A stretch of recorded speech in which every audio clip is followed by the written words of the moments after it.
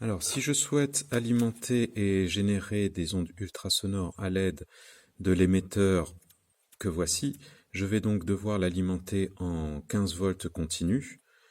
Je vais pouvoir utiliser ce générateur. Ce générateur possède 3 bornes. Il me propose un moins 15 volts, un 0 volts, un plus 15 volts. Il y a d'autres générateurs que l'on pourrait utiliser. Celui-ci me paraît plus simple.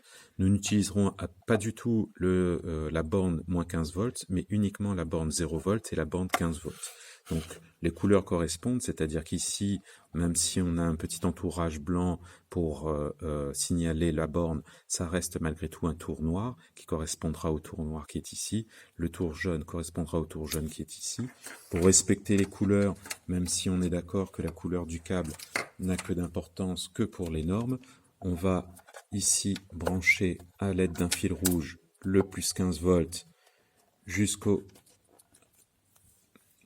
la bande rouge ici de notre émetteur. De même, on va faire la même chose avec un câble noir entre la borne du 0 volt qui est ici et la borne noire qui est là. Je mets d'abord mon émetteur sur la position off, je branche mon générateur, j'allume mon générateur et donc au niveau de mon émetteur qui est ici, je vais pouvoir mesurer par la suite l'onde en question, donc l'amplitude ainsi que la fréquence de cette onde, après bien sûr l'avoir allumée. Donc pour le moment je suis en mode salve, on va se mettre en mode continu pour le moment, donc là mon émetteur envoie des ondes de manière continue. Si je prends mon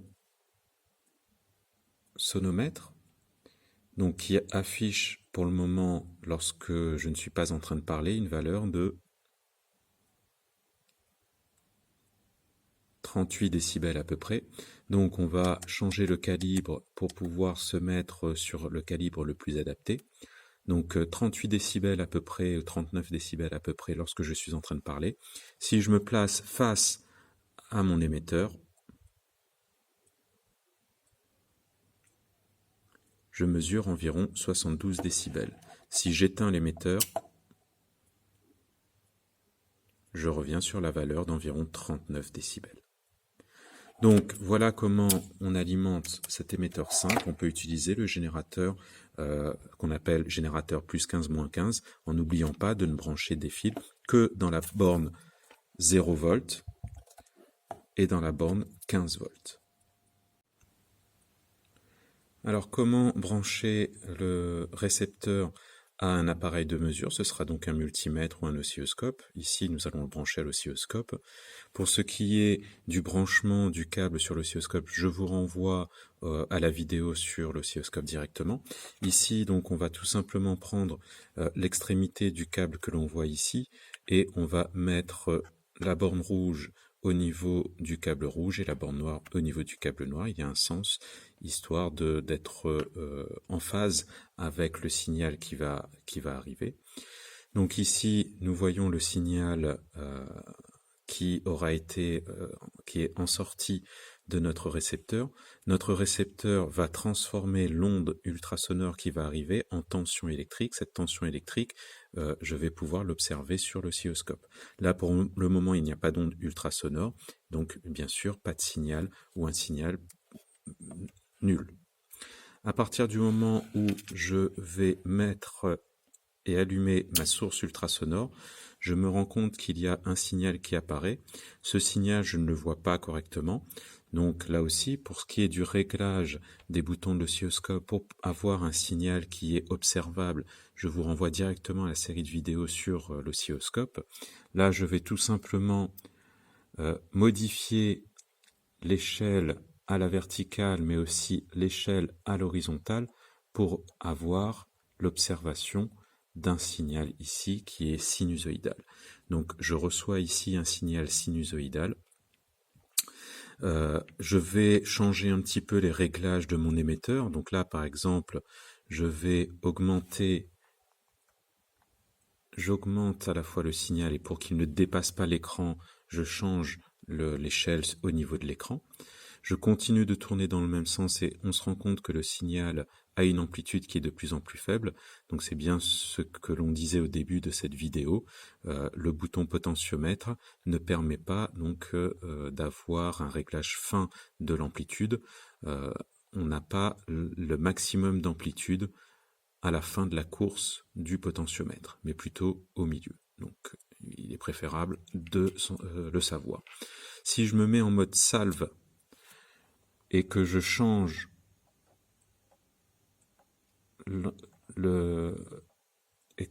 comme ceci, donc l'échelle des temps, je me rends compte que notre émetteur envoie des ondes, puis s'arrête, envoie des ondes, puis s'arrête, envoie des ondes, puis s'arrête. Voilà pour quelque chose qui est un petit peu plus stable. Je peux, à l'aide de l'interrupteur qui est ici, je vais pouvoir lui indiquer que là, je veux vraiment des salves très courtes.